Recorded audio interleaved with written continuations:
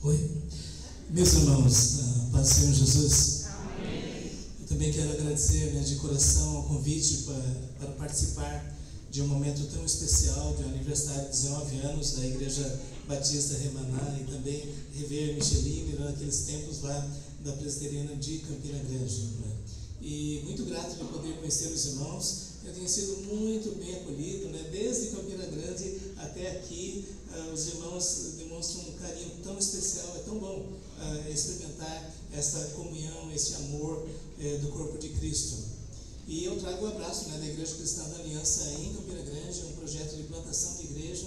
Eu estava pensando, aos 58 anos, começar um novo trabalho é um imenso desafio. Eu conto com as suas orações, para que Deus também esteja nos abençoando ali na pregação do Evangelho. Também quero continuar contando com as orações dos irmãos em relação ao encontro para a consciência cristã. Nós estamos aí nos preparativos, na verdade já caminhando para o próximo encontro. Que os irmãos estejam orando por este evento, pelo pastor Helder, o presidente da VINAC, por toda a equipe.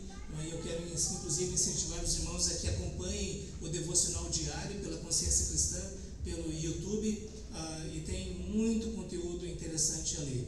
Mas se prepare para, quem sabe, sair aqui de Caruaru e ir lá para Campina Grande, não para São João, mas para ir lá para participar deste evento da consciência cristã.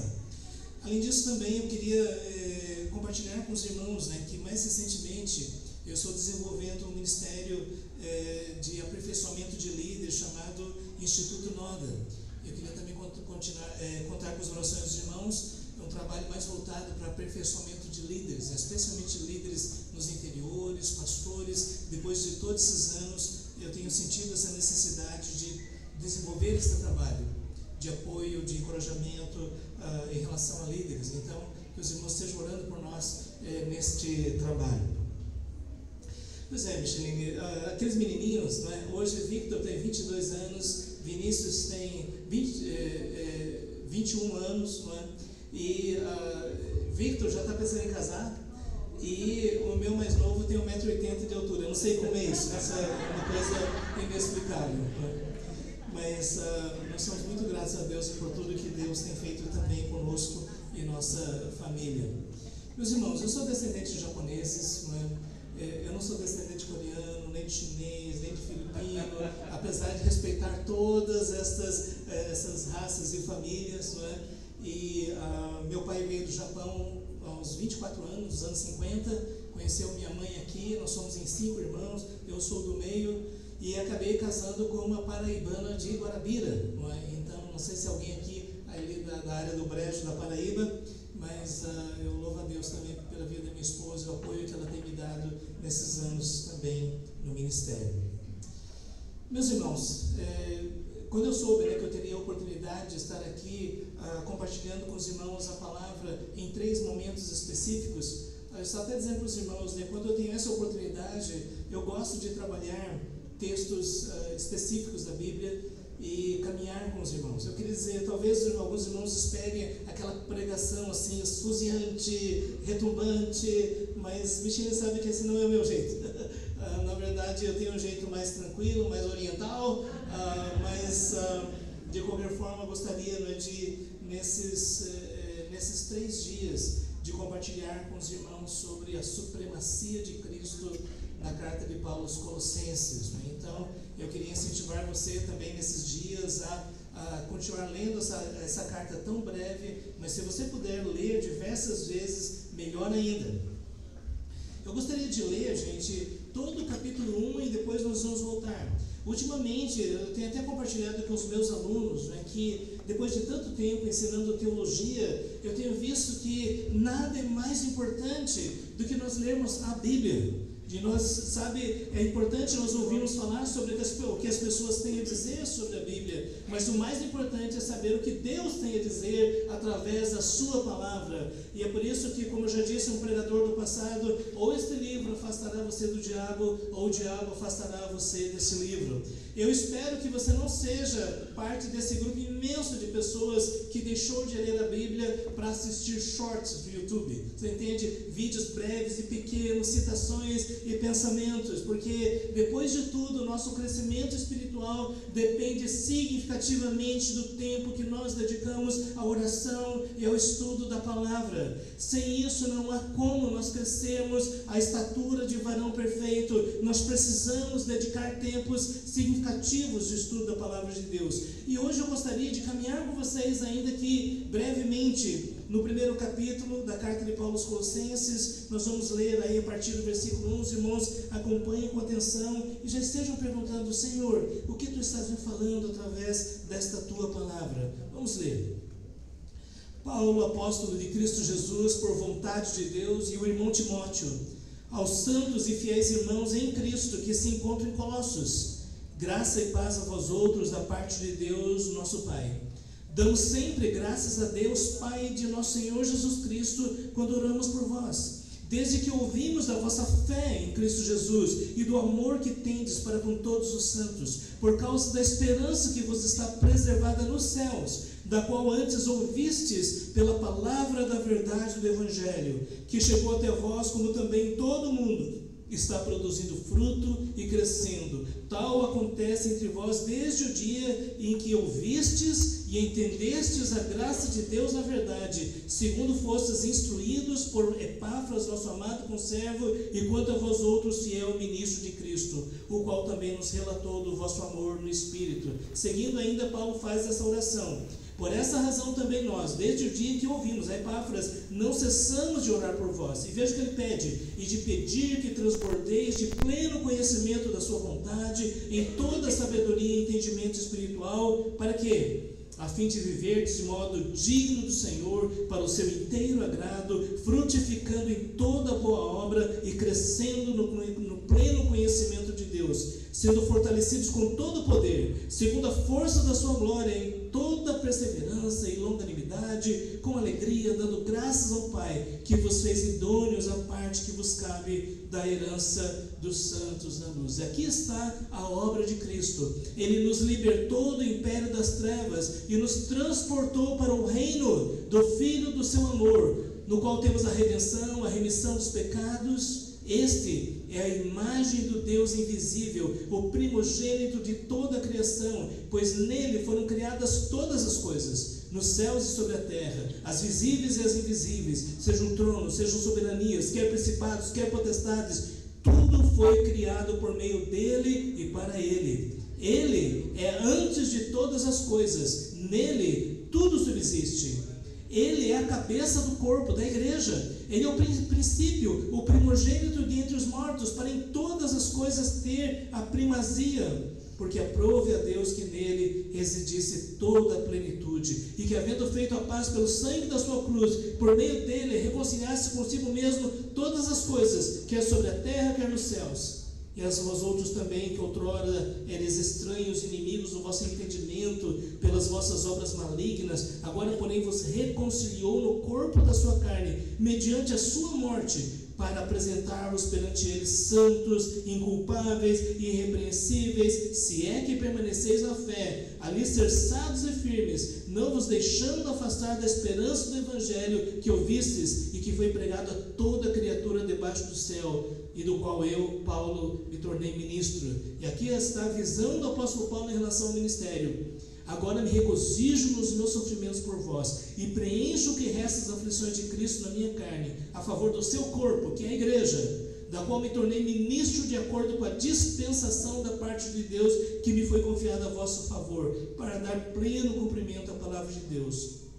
O mistério que estivera oculto dos séculos das gerações, agora todavia se manifestou aos seus santos, aos quais Deus quis dar a conhecer qual seja a riqueza da glória deste mistério entre os gentios, isto é, Cristo em vós, a esperança da glória, o qual nós anunciamos, advertindo a todo homem e ensinando a todo homem em toda a sabedoria, a fim de que apresentemos todo o homem perfeito em Cristo. Para isso é que eu também me afadigo, esforçando-me o mais possível, segundo a sua eficácia, que opera eficientemente em mim.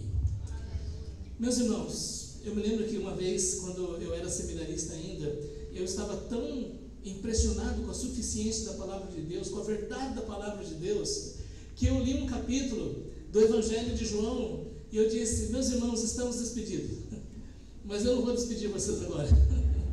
Nós só fizemos a leitura inicial. Mas quando nós lemos um texto como esse, isso me faz lembrar do período que eu conhecia Jesus, na minha adolescência, aos 15 anos de idade. Me faz lembrar dos primeiros momentos de conhecimento do Evangelho, da Palavra de Deus, e especialmente que chegou às minhas mãos aquele Novo Testamento dos Gideões. Quantos irmãos já viram esse Novo Testamento dos Gideões? Não é? E eu me lembro que eu estava lendo esta passagem. E eu também me lembro como parecia algo tão difícil, tão enigmático, palavras tão fortes. E o fato é que aquilo me marcou, mas ao mesmo tempo surgiu no meu coração o desejo de compreender de forma mais profunda qual era esta mensagem. E na verdade foi através do tempo, talvez através dos anos, que as verdades desse texto foram chegando à minha mente, ao meu coração. E eu tenho a sensação de que depois de todos esses anos ainda eu não consegui penetrar nas camadas mais profundas e mais densas das verdades que nós temos aqui. De qualquer forma, eu creio que a mensagem de Paulo aos Colossenses, como toda a palavra de Deus, mas a mensagem de Paulo aos Colossenses é uma mensagem urgente para as nossas vidas em nossos dias. Eu creio que os irmãos concordam que nós estamos observando hoje em nossa nação, em muitos outros lugares, aquilo que nós podemos chamar de apostasia silenciosa. Cada vez mais nós vemos pessoas se distanciando da Bíblia, do Evangelho, das verdades da salvação, da esperança da vida eterna. Cada dia nós vemos mais mensagens voltadas para o aqui e agora. Cada dia vemos menos pregação sobre a culpa humana e a necessidade de perdão e redenção. Cada vez ouvimos menos a respeito da volta de Jesus, da ressurreição dos mortos, do julgamento final, do céu e do inferno. E isso nos mostra uma apostasia silenciosa. Não é algo que pessoas estão dizendo assim: olha, nós estamos deixando o cristianismo, nós estamos agora pregando uma novidade. Eles não estão dizendo isso. Eles só estão dizendo que nós estamos num novo mover, que o Espírito Santo está agindo com ventos novos sobre a igreja, que coisa nova Deus está fazendo. E o fato é que quando a gente começa a ouvir essas mensagens, a gente começa a perceber o distanciamento daquilo que foi entregue para a igreja através do Senhor Jesus. E por isso, meus irmãos, eu creio que no aniversário da igreja, um dos maiores desafios é dizer: não importa o que as pessoas digam, não importa o que as pessoas pregam, nós vamos pregar a Jesus e este crucificado. A mensagem de Jesus é a mensagem da salvação em Cristo. E eu, como diz o hino antigo, sim, eu amo a mensagem da cruz, e até morrer eu a vou proclamar. O maior exemplo desse compromisso com esse evangelho é o apóstolo Paulo. Eu não sei quantos de vocês tiveram a oportunidade de assistir o filme O Apóstolo de Cristo. Não sei quantos de vocês viram esse filme. Sabe, quando o professor de teologia assiste filme, fica assim muito preocupado, porque sempre tem coisas que não são muito certas, né? Sempre existe o que o pessoal chama de liberdade artística, e eu acho que às vezes é liberdade teológica, mas tudo bem. De qualquer forma, o apóstolo de Cristo nos dá uma percepção a respeito do apóstolo Paulo, e nos faz lembrar que aquele homem que estava em Israel, em Jerusalém, estudando aos pés de Gamaliel, acreditando piamente nas verdades do judaísmo. Esse homem que, quando soube que surgiu um grupo de pessoas chamado Pessoas do Caminho, eles não eram nem chamados de cristãos, até quando em Antioquia foram chamados pela primeira vez de cristãos. Quando Paulo soube desse pessoal que estava ensinando sobre uma suposta ressurreição daquele Jesus que as pessoas diziam que era Cristo, ele ficou indignado, ele respirava ameaças, ele buscou apoio dentro do Sinédrio e ele conseguiu autorização oficial com um pequeno destacamento para sair pelas casas, arrastar aquelas pessoas que professavam a fé em Jesus. Lembre-se que em Jerusalém, depois do Pentecoste, nós tivemos no primeiro momento 3.000 pessoas, depois cresceu para 5.000 pessoas. Quando essa perseguição estava surgindo, é bem possível que já estava na casa de 10.000 ou 20.000 cristãos, seguidores de Jesus em Jerusalém. E o apóstolo, aliás, Saulo de Tarso, ele perseguiu essas pessoas, deu voto para que Estevão fosse apedrejado até a morte, e não somente isso, mas ele comandou essa campanha de perseguição contra os seguidores do caminho, até que ele chegou perto da cidade de Damasco. Você pode imaginar? Ele viajou uma imensa distância, respirando ódio e ameaça, dizia: eu vou atrás desses seguidores do caminho, até Damasco. E quando ele estava chegando perto da cidade, uma luz mais forte que o sol ao meio-dia brilhou sobre ele. Ele caiu prostrado: quem és tu? Eu sou Jesus, a quem tu persegues. Jesus se revela a ele de uma forma gloriosa. Ele fica cego dos seus olhos físicos, mas seus olhos espirituais são abertos, e a partir daí ele entende que Jesus de fato ressuscitou dos mortos, e ele é o Messias prometido de Israel. Depois da sua conversão, ele agora começa a pregar este evangelho que antes ele perseguia. E não somente isso, através da sua vida ele percorreu uma boa parte ali da região daquilo que hoje nós conhecemos como Síria, e depois aquilo que nós conhecemos como Turquia, naquela época a Ásia Menor, e depois a Macedônia, e depois a Grécia, e finalmente chegou até Roma.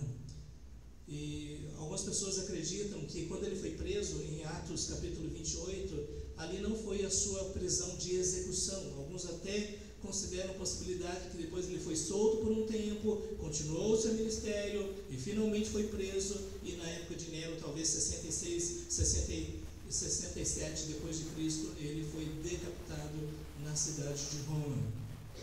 Mas nós lembramos aquilo que ele disse para os presbíteros da igreja de Éfeso, na cidade de Mileto: e nada tenho a vida preciosa para mim mesmo, contanto que eu complete a minha carreira e o ministério que recebi do Senhor Jesus, para dar testemunho do Evangelho da graça de Deus. E quando ele chegou já no final, sua última carta a Timóteo, a segunda carta, ele disse: eu combati o bom combate, completei a carreira e guardei a fé.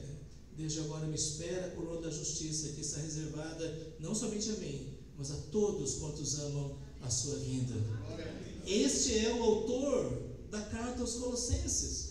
Gente, Colossos não era uma cidade importante, apesar do nome, né? Colosso não era uma cidadezinha, mas ela fazia parte dessa cidadezinha, desse conjunto, né, de Laodiceia, Tiatira e Colossos, não é? Ficava mais ou menos uns 160 quilômetros da cidade portuária de Éfeso. E nessa cidade a igreja foi plantada possivelmente por Epáfras, companheiro de Paulo. A igreja se desenvolveu ali, o apóstolo Paulo se alegrou por tudo que Deus estava fazendo, mas ele começou a ouvir falar que estavam surgindo alguns falsos mestres, tentando influenciar a mente daqueles novos cristãos. E Paulo, quando foi visitado por Epáfras, recebeu as notícias da igreja de Colossos, e Epáfras então trouxe esta carta para a igreja, e esta é a epístola de Paulo aos Colossenses.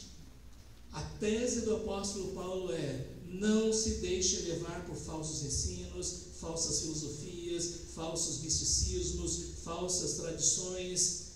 Lembre-se constantemente: Cristo é superior, Cristo está acima, Cristo tem a supremacia, Ele está acima de todos. Esta é a mensagem de Paulo para aquela igreja. E como nós precisamos dessa mensagem em nossos dias?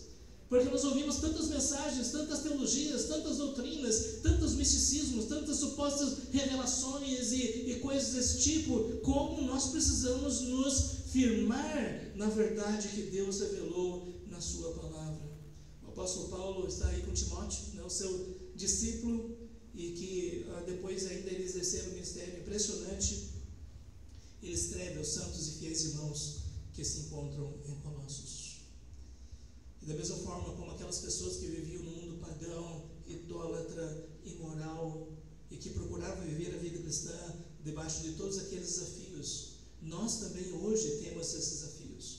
A nossa época é uma época marcada pela imoralidade, pela idolatria, pelo relativismo, pelas falsas doutrinas, por movimentos estranhos. Por isso que essa carta é tão significativa para nós também. Essa saudação graça e paz não é só uma saudação mas é o apóstolo Paulo desejando que toda a abundância da graça de Deus estivesse sobre a vida daqueles irmãos, que a paz do Senhor, aquele sacrifício de Jesus que nos reconciliou com Deus, fosse uma realidade na vida daqueles irmãos, lembrando que nós temos acesso ao Pai através de Jesus. E ele começa agradecendo a Deus. E aqui nessa primeira parte sobre gratidão, nós temos algumas coisas que nos fazem entender o que é uma igreja forte, o que é uma igreja saudável, o que é uma igreja que Paulo iria elogiar, não é? Então nós temos aqui versículos 3 ao versículo 8, ele diz: damos sempre graças a Deus, Pai de nosso Senhor Jesus Cristo, quando oramos por vós. Desde que ouvimos da vossa fé em Cristo Jesus. Primeira questão, meus irmãos, que é tão significativa, é uma verdadeira fé no Senhor Jesus. Nós não estamos falando somente de crer que alguém existiu há 2000 anos atrás, mas estamos falando daqueles que creem que Jesus morreu, ressuscitou, está vivo, intercede por nós e voltará para estabelecer o seu reino. O mesmo que disse: edificarei a minha igreja e as portas do inferno não prevalecerão contra ela. A igreja é aquela que confessa a sua fé em Cristo Jesus. E exatamente por causa disso que eles experimentavam esse amor para com todos os santos. Jesus, e vocês vão ser conhecidos pelo amor, não pelo ódio, pela desavença, pelas divisões, mas pelo amor. E Paulo conseguia ver isso através do relato de Epafrodito, que eles demonstravam essa realidade. Se você quer compreender mais o que Paulo pensava sobre isso, leia 1 Coríntios capítulo 13, onde ele mostra o que é o verdadeiro amor, por causa da esperança que vos está preservada no céu. Paulo agradecia a Deus porque aqueles irmãos, eles tinham a esperança no coração, a esperança do céu. E eu diria, meus irmãos, que hoje em dia essa é uma questão tão séria, porque muitas pessoas hoje não estão mais falando sobre o céu, não estão falando mais sobre a eternidade, estão falando sobre tudo que Deus pode fazer por nós aqui na terra. Mas Jesus disse: de que adianta o homem ganhar o mundo inteiro e perder a sua alma? Algumas pessoas simplesmente não querem mais pensar sobre o céu. Mas o apóstolo Paulo deixa bem claro que uma igreja que está fortalecida no Senhor, ela tem essa esperança no céu, a esperança na eternidade, a esperança de vivermos na presença de Deus para sempre. Ela procede da verdade do Evangelho.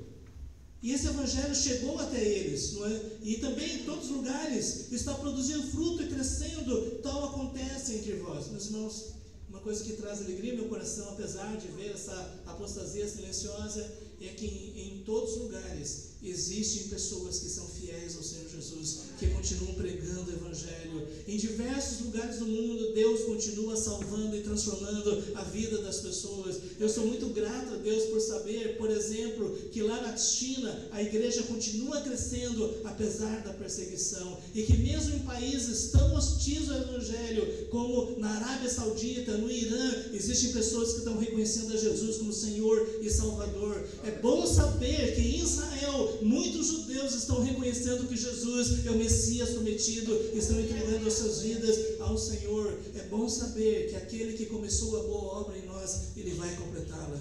E que nós vamos chegar a esse momento que vamos estar lá, pessoas de todas as raças, povos, tribos, línguas e nações. Eu costumo dizer, meus irmãos, Deus é tão bom que Ele salva até japonês. Então, ela está produzindo fruto, mas isso vem da compreensão, do entendimento da graça de Deus na verdade.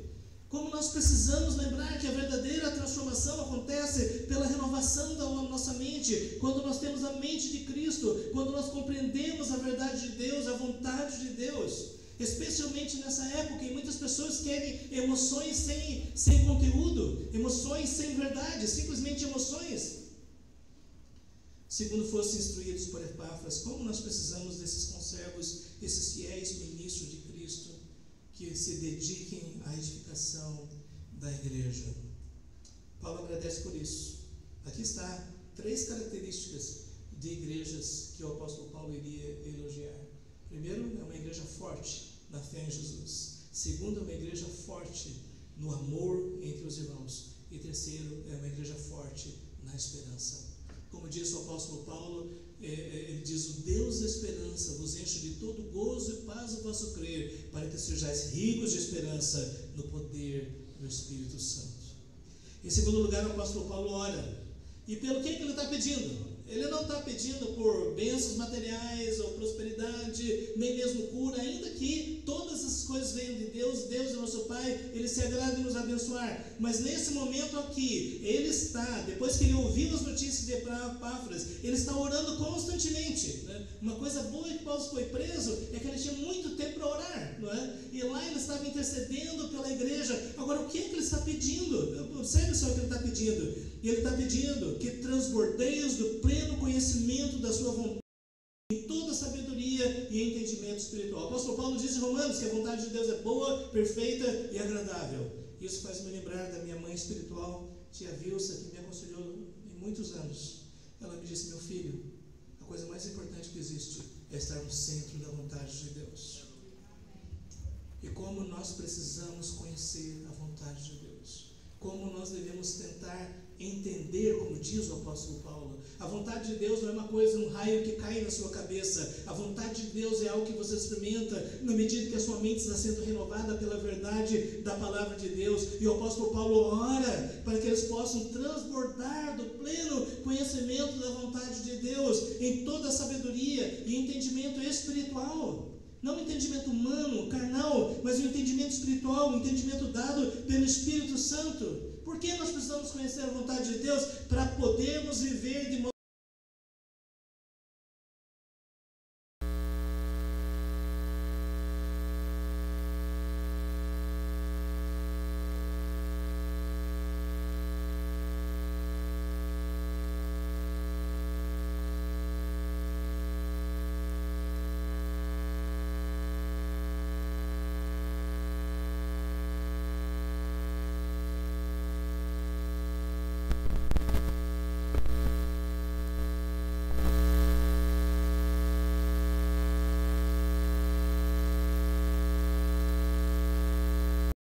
do Senhor, na minha família, nos meus negócios, na igreja, nos meus relacionamentos. E mais do que isso,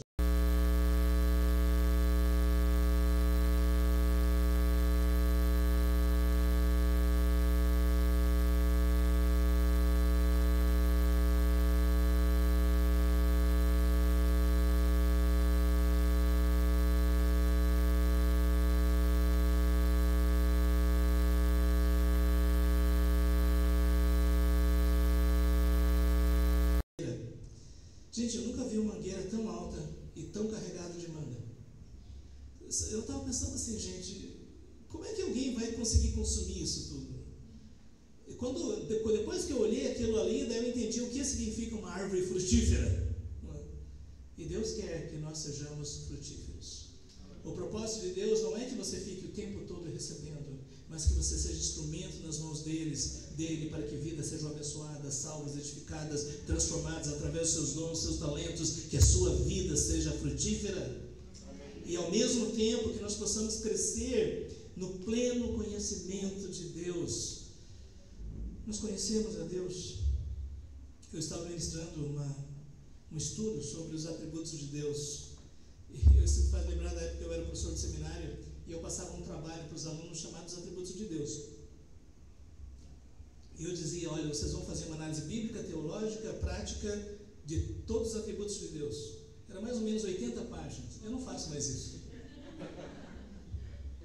Mas diversos alunos dizem que aquela foi uma das experiências mais significativas que eles tiveram no seminário.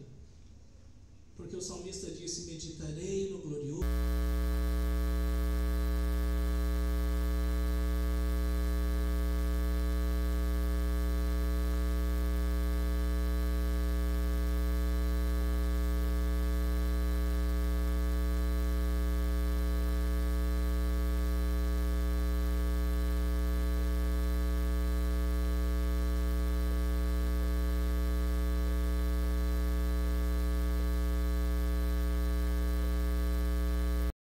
Que eu recebi o Espírito Santo, e hoje? Outras pessoas: não, eu recebi quando nasci de novo, e hoje? Porque Efésios 5,18 diz: não vos embriagueis com vinho. Viu, meus irmãos? Não vos embriagueis com vinho. Antigamente ele não precisava enfatizar isso, mas agora a gente precisa enfatizar.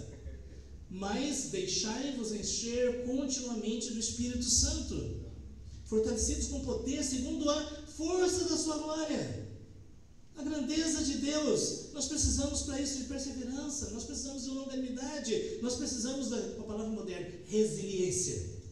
De você permanecer firme no meio da tempestade, do deserto, da neve, da montanha, permanecer firmes na fé, alicerçados, não vos deixando afastar da esperança do Evangelho que ouvistes.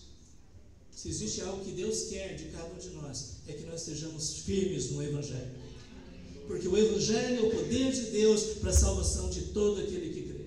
Portanto, eu quero dizer para vocês, meus irmãos, hoje em dia se fala sobre muitos evangelhos, evangelho disso, evangelho daquilo. Eu só conheço um evangelho, o Evangelho de Jesus Cristo, que Ele se entregou na cruz para pagar pelos nossos pecados, para nos dar a vida eterna. Isso tem implicações imensas para aqueles que foram chamados para pregar o Evangelho. E meus irmãos, eu sei como a tentação é grande.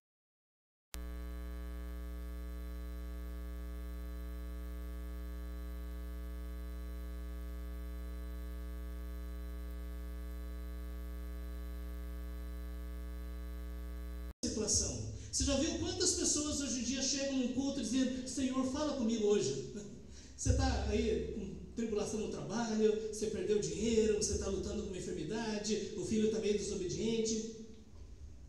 Aí você: Senhor, fala comigo hoje. Se o pastor não toca nesses assuntos: Senhor, por que tu não falaste comigo hoje? Gente, eu quero dizer que se a palavra foi pregada, ela foi exposta no texto e contexto, Deus falou com você. Quem tem ouvidos, ouça o que o Espírito diz às igrejas. Então, quando você ouvir uma mensagem, Deus está falando com você. Talvez não é aquilo que você está esperando, mas é aquilo que Deus está falando. Então, receba a palavra de Deus. O apóstolo Paulo, ele diz: agora me regozijo nos meus sofrimentos por vós. Meus irmãos, depois desses anos todos do ministério, né, não sei se alguns de vocês aqui estão aspirando ao episcopado, excelente obra almeja, né? Episcopado é o chamado ministerial, né? Inclusive, o que eu tenho observado é que muitos hoje não querem nem pensar em ministério pastoral. Nos seminários teológicos hoje em dia, eu tenho visto que a maior parte dos alunos não querem ser pastores, missionários, nada disso. Por que você está fazendo no seminário? Eu quero aprender um pouco mais a palavra de Deus. Sim, mas qual ministério vai exercer? Não, eu só quero conhecer mais a Bíblia. Por que você quer conhecer a Bíblia? Porque depois de tudo, o que nós precisamos fazer é cumprir a missão que Deus deu para cada um de nós. E sabe, eu tenho para mim que Deus tem uma missão especial, individual, para cada um de nós. Qual é a sua missão? A missão, ela envolve sofrimento, gente. E se alguém sofreu pela missão, foi o apóstolo Paulo. Açoitado, apedrejado, perseguido, passou fome, passou frio, finalmente foi decapitado. Mas veja o que ele disse: eu me regozijo nos meus sofrimentos. Esse dia eu estava conversando com um missionário, né, que trabalha em regiões mais perigosas, como em países muçulmanos e em lugares assim que não podem nem missionar. Nigéria, lá no norte da Nigéria. Eu estava conversando com ele, né, a gente comendo a pizza, e ele falando sobre os perigos. Ele estava plenamente consciente disso. A esposa estava do lado, ela também estava plenamente consciente. Que cada viagem que ele vai, ele não tem garantias que ele vai voltar para casa. Ele não sabe. Mas ele mesmo disse: eu tenho uma missão. Eu preciso cumprir. É interessante que a missão dele não é nem tanto o evangelismo, mas treinar líderes, especialmente nesses países. O que eu tenho dito é: se você quiser servir o Senhor, você vai sofrer. E isso não é uma pregação, né? Porque hoje em dia a pregação é: pare de sofrer. O que eu tenho dito é: pare de sofrer ou sofra pelas razões certas, não é? E o fato é que se você quiser servir o Senhor, você vai saber o que significa preencher o que resta das aflições de Cristo. Gente, nenhum sofrimento nosso tem valor redentivo. Mas o sofrimento que nós temos por Cristo é uma espécie de consequência daquilo que Cristo fez. Cristo diz: no mundo tereis aflições, mas tem bom ânimo, eu venci o mundo. Se hoje nós não vemos mais sofrimento, é porque nós não vemos tanta fidelidade. Porque no momento que pessoas estão comprometidas em pregar o Evangelho de Jesus, o apóstolo Paulo diz: todo aquele que quiser viver piedosamente em Cristo Jesus será perseguido. E muitas vezes a perseguição vem dos irmãos.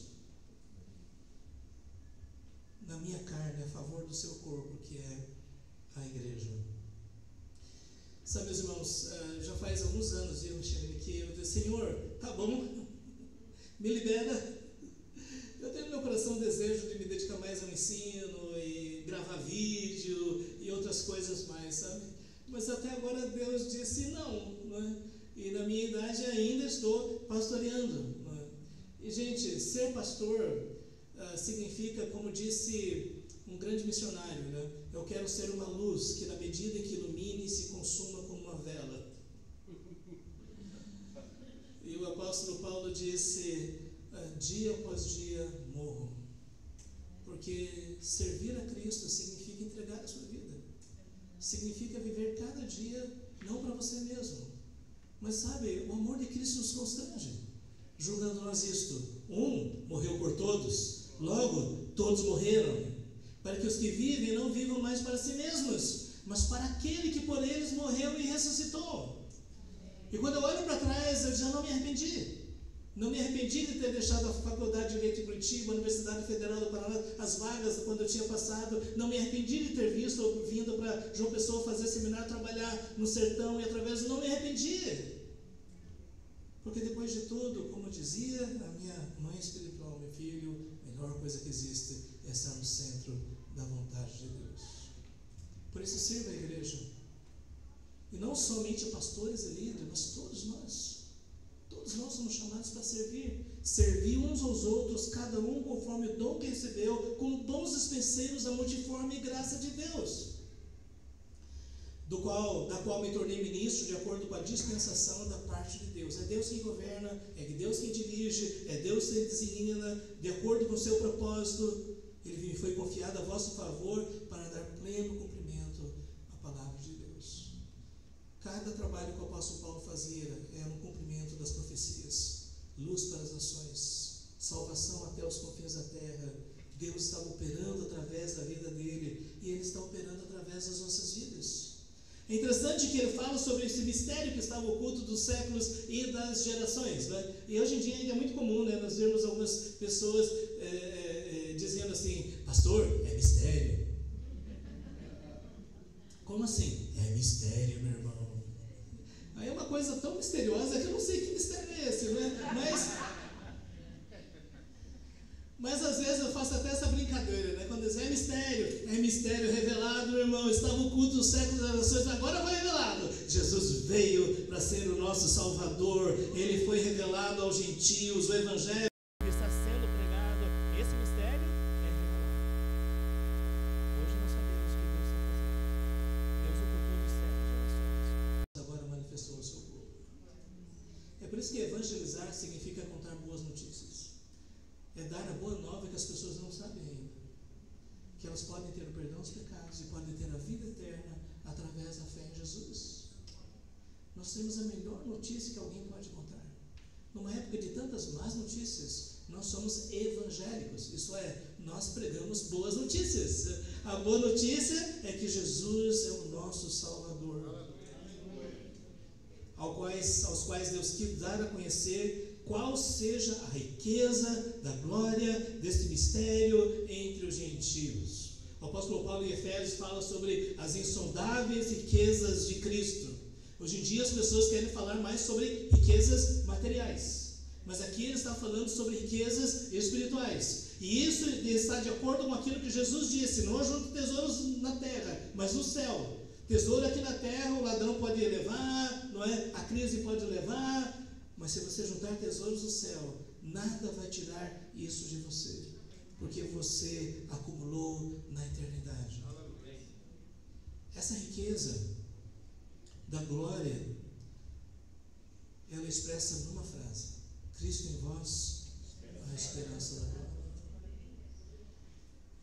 Este Cristo, que é Criador de todas as coisas. Meus irmãos, eu estou lendo agora e parece que eu pulei uma parte inteira do texto, não foi? Aí vou ter que voltar amanhã. Como foi que isso aconteceu? Mas aqui vamos concluir. Mas, gente, qual é esse mistério? Cristo em vós, a esperança da glória. Aquele que nos libertou aquele que nos redimiu, aquele que é o cabeça da criação, aquele que criou não somente as coisas visíveis, mas invisíveis, anjos, principados, potestades, aquele que existe desde toda a eternidade, em que tudo subsiste, cada átomo, cada molécula, cada partícula atômica, tudo sustentado por Cristo. Você olha ao seu redor e você vê a glória de Cristo. Quando nós olhamos, nós descobrimos que Ele não somente é o cabeça da criação, mas Ele também é o cabeça da igreja. E esta igreja aqui, ela não é um prédio, mas é o povo redimido, lavado pelo sangue da cruz. E quando Deus nos resgatou, Ele nos reconciliou. Nós éramos estranhos, inimigos, mas agora nós estamos unidos. Todas as paredes de separação foram derrubadas. E agora nós podemos ter a certeza de que nós vamos para o mesmo céu. Por isso eu espero que você se acostume com isso. Porque no céu não há paredes, não há cercas, não há divisões. Só os remidos do Cordeiro. Essa esperança é a esperança que nos faz pregar o Evangelho. Por isso eu quero perguntar para você: você tem a esperança da glória? Porque depois de tudo, nós não sabemos quanto tempo Deus nos dá. Todas as vezes que você viaja, eu viajo, existe alguma garantia de que nós vamos voltar? Eu conversei com um cardiologista pastor, interessante, ele cuida do coração dos dois sentidos, né? E ele me disse: sabe o que você precisa fazer? Sabe o que você precisa ter para morrer? Alguém poderia dizer dieta desequilibrada, sedentarismo, outras coisas mais. Ele disse: se o seu coração está batendo, você é um candidato. Nós não temos garantias. Uma coisa que às vezes me conforta é que o grande evangelista George Whitefield disse: você é imortal até que tenha cumprido a sua missão. Mas se você já cumpriu a sua missão, tchau!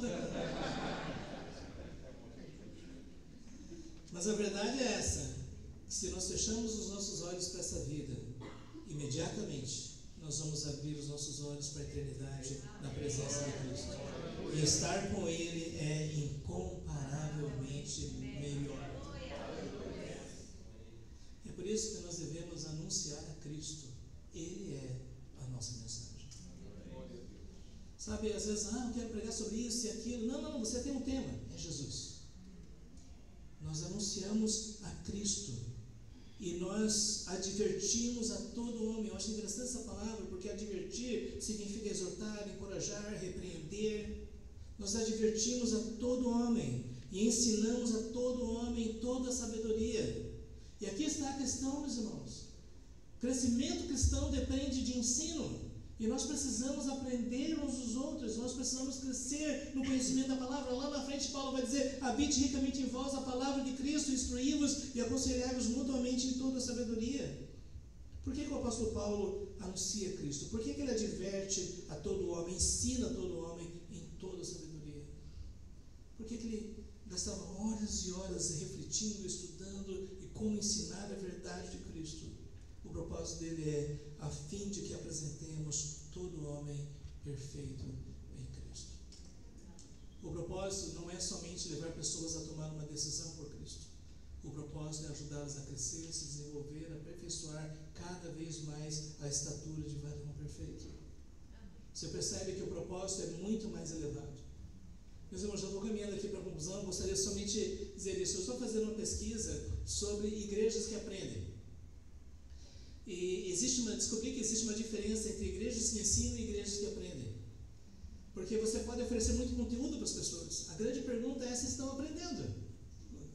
E eu costumo dizer, não sei, aqui quero só saber, quantos irmãos aqui não sabem nadar? De jeito nenhum. Ok, tá bom. Eu queria trazer um desafio para você. Eu posso dar para você um manual de natação. 300 páginas explicando todos os processos. Aí você vai estudar, você vai ler, você vai fazer uma prova. Se você tirar a nota 7, você já está apto. Aí eu posso jogar você numa piscina de 10 metros e tudo está resolvido. Não é não? Não. Ensinar não é aprender. E a grande pergunta é se nós estamos aprendendo a nos tornarmos cada vez mais semelhantes a Cristo. Por isso é que eu também me afadigo. Gente, ensinar. A palavra aqui, no original, significa eu trabalho até a exaustão.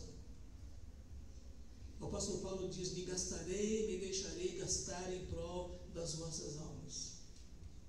E sabe, meus irmãos, através de todos esses anos, eu estava pensando assim: quando é que Deus vai me dar a oportunidade de, sabe, uma vez perguntei, qual é o seu projeto de vida? Não é? Alguns dizem: eu quero comprar uma casa na praia e ficar numa rede bebendo água de coco.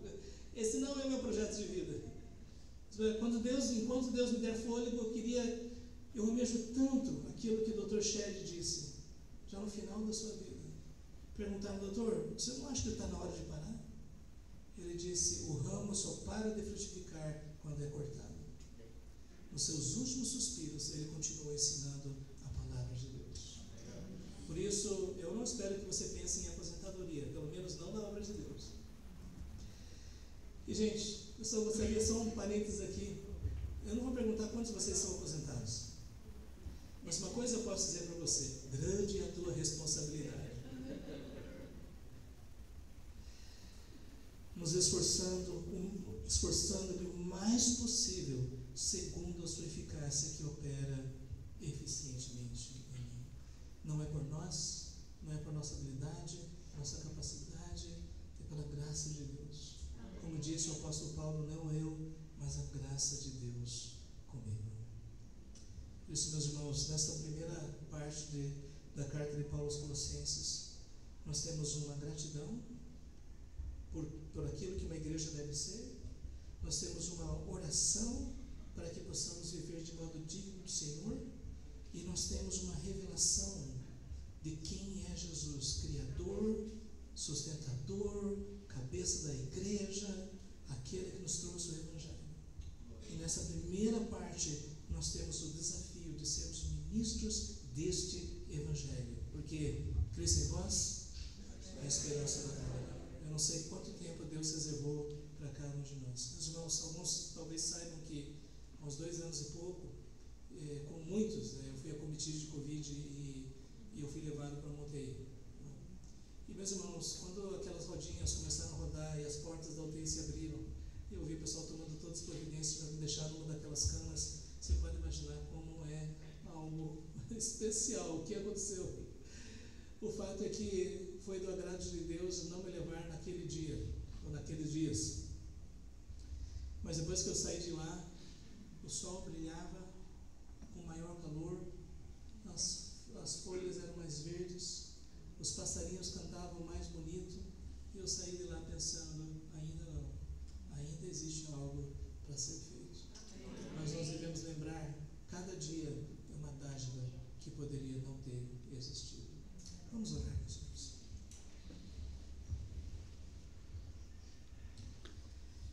Ó Pai, nós nos aquietamos diante de Ti, diante da Tua palavra. Ó Deus, falamos de forma tão limitada, tão tênue, sobre verdades tão profundas. Mas ainda assim, ó Deus, nós queremos Te pedir que o Teu Espírito Santo aplique essas verdades aos nossos corações. Que Tu não permitas que venhamos a viver na perspectiva deste mundo, mas que de fato, Senhor, nós possamos nos fortalecer cada vez mais no Senhor, na força do Teu poder, que a nossa convicção do Evangelho seja mais firme, que a nossa disposição ao serviço seja maior ainda, e que nós possamos crescer no conhecimento do Senhor, e sermos instrumentos em Tuas mãos para a salvação de vidas. Que Cristo seja o Rei, seja o Senhor, seja o cabeça, seja supremo sobre as nossas vidas. Nós Te pedimos, ó Pai, em nome de Jesus. Amém. Amém. Amém.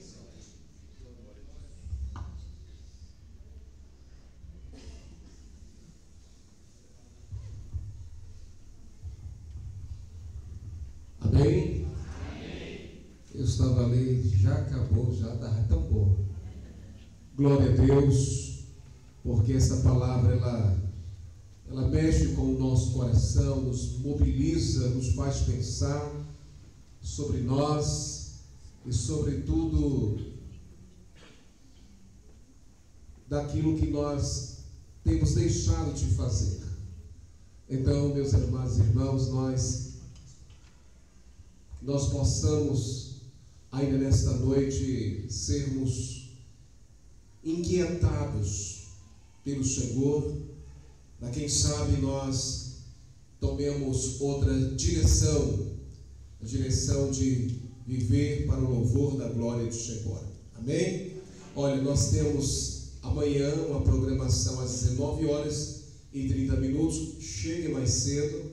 Amanhã é bem provável que você chegue e não encontre um lugar, porque amanhã nós receberemos as congregações, os pastores, num congraçamento onde já se tornou quase que, digamos assim, uma prática todos os anos, esse chamamento das congregações para juntos celebrarmos ao Senhor. Então chegue mais cedo, para que você não tenha que se deslocar para um outro recinto aqui, que já foi preparado, já sabendo que amanhã nós teremos muitas pessoas. Então chegue no horário certo, tá bom? Vamos ficar de pé. Eu vou convidar o pastor Juraci para nos pedir com a palavra de oração nesta noite, e que amanhã você volte com esta disposição de ouvir a palavra, de colocá-la em prática sobretudo.